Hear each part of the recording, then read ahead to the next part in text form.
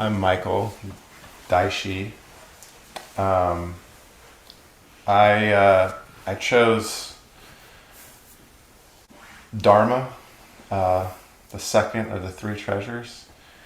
I am not sure exactly why I chose it, but I think I chose it because it kind of, you know, the ten the 10 precepts, they feel more concrete for me, and Buddha, Dharma, and Sangha, and the three treasures have always felt a little bit abstract for me. So I figured I'd tackle one that I am not as comfortable with. So we just read Dharma when we recited the precepts, but I'll read it again from the ZCLA workbook. Dharma, or the aspect of differences, diversity, multiplicity, as seen from oneness. There are precepts, or a natural way in which life functions. So I'll say what immediately came up for me was that I was confused at what Dharma is, and that I probably haven't studied Buddhism well enough to know what it is, and probably everybody else knows it better than me. That's kind of what came up first. But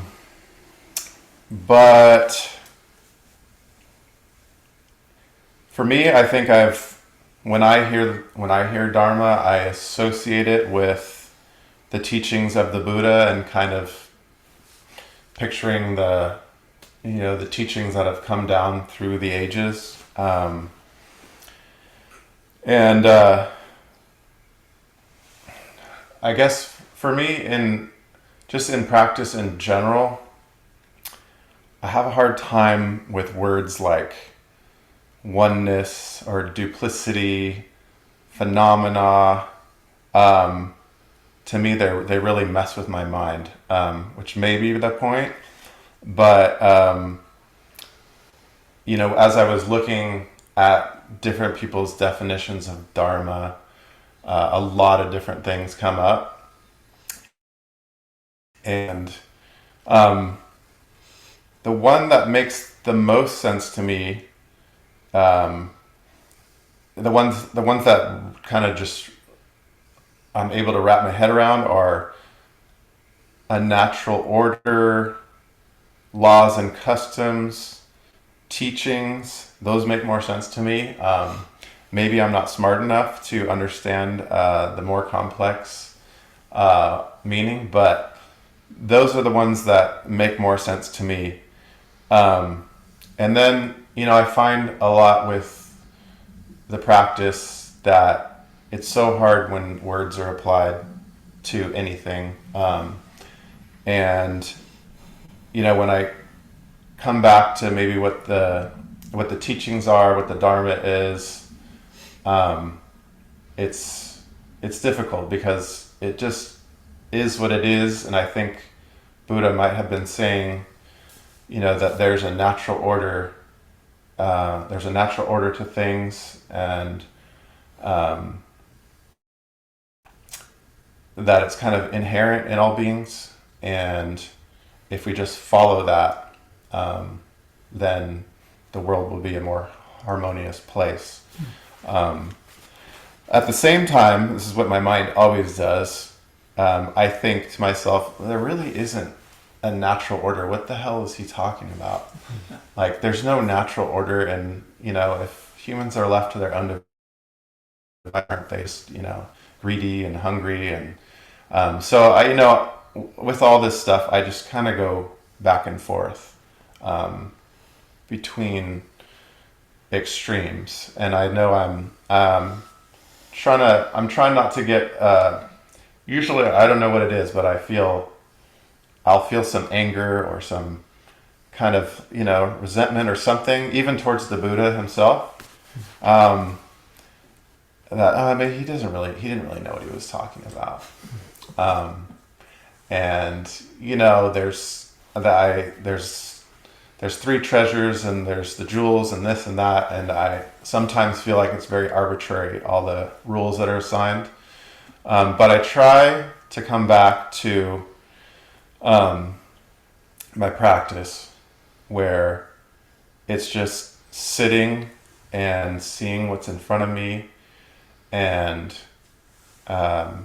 seeing people for who they are, and respecting people for who they are, and respecting everything for what it is.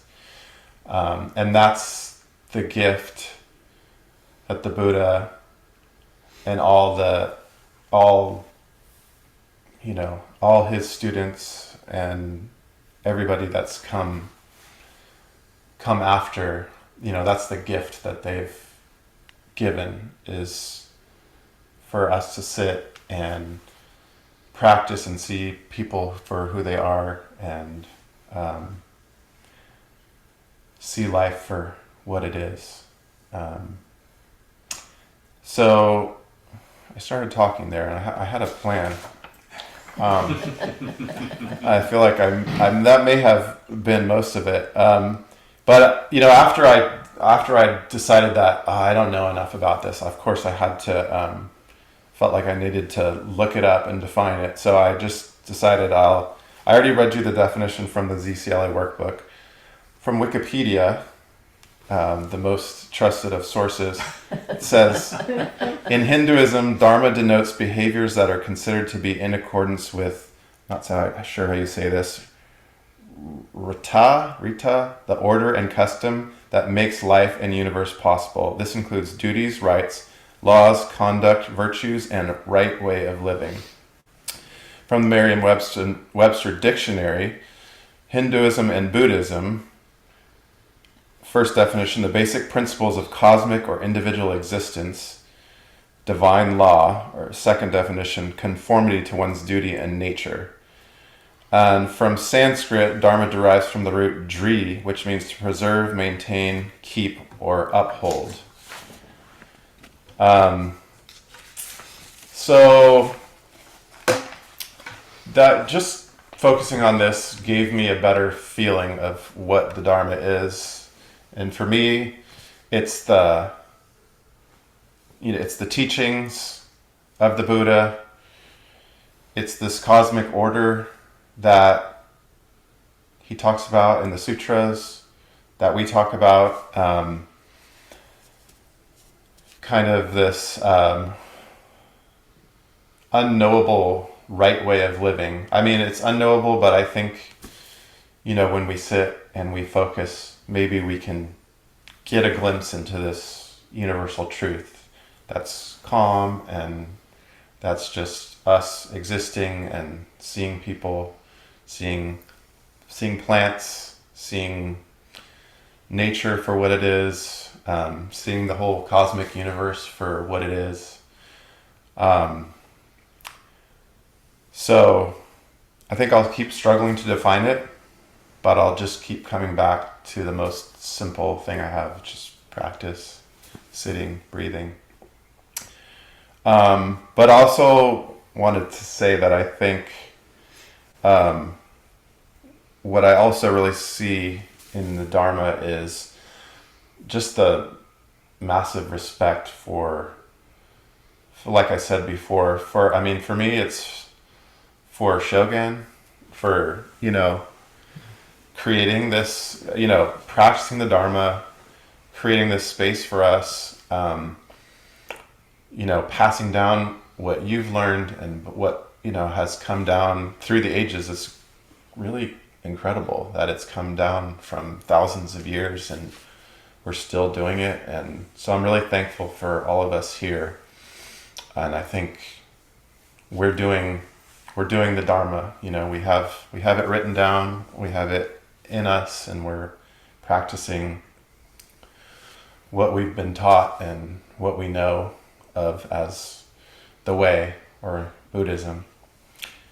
So respect for everybody here and everybody practicing the Dharma.